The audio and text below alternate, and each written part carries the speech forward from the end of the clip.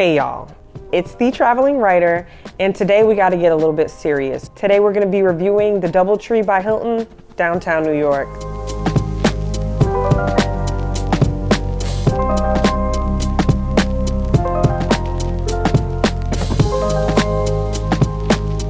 So recently I took my mom on a trip to New York City for a Mother's Day brunch. The area that I picked was in a pretty convenient area in Lower Manhattan. The hotel was a 5-minute walk within the New York Stock Exchange, Wall Street, and Battery Park. The location made the hotel sound very promising. Normally when I review a hotel, I take into consideration we are in the period of COVID. I'm understanding of issues in a hotel because I do know we are in a pandemic and there's going to be limited staff and resources. But this hotel, it wasn't giving. Before we even start, please don't forget to like and subscribe.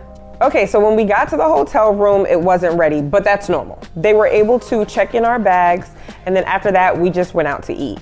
The room was ready, so they said, at about 3. Then we checked in, and it was pretty much downhill from there. I know you think I'm being dramatic.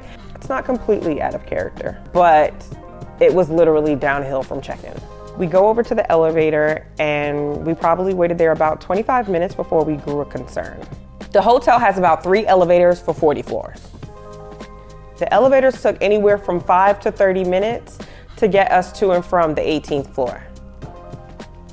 And obviously I don't really know the mechanics behind the elevator, but I think it's because the elevators are so small, so they can literally only fit 5 to 6 people unless they have suitcases, then it's more 3 to 4 people. At any given time, several floors below us have people waiting to get on the elevator. It's picking people up at each floor, and then by the time it gets to us, it's already full. So we have to wait for it to continue all the way up and come all the way down and then restart the process. And in that time, we have to hope that there's nobody below us that needs to get on the elevator. I know this seems like a first world problem, but I checked the reviews and it seemed like everybody that stayed at that hotel was complaining about the elevators. So I know it's not just me.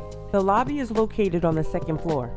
It's not a premier hangout spot like most hotel lobbies, but it's somewhere people can sit for a few hours as they wait for their rooms. There's no bar or anything, but there's a couple of computers for a quick workstation. There's also a gym on the property that seem to be in pretty good shape. Okay, let's get to the room. It's evident the rooms underwent a recent remodeling, which I was grateful for. Although it didn't have that old school New York City hotel feel, it was better accommodations as far as efficiency. Like there were plenty of outlets installed, which is always a plus considering I always seem to have issues charging several devices on the lower hotel voltage outlets. Okay, back to the room. The room was a pretty decent size, especially for New York where the rooms tend to be smaller.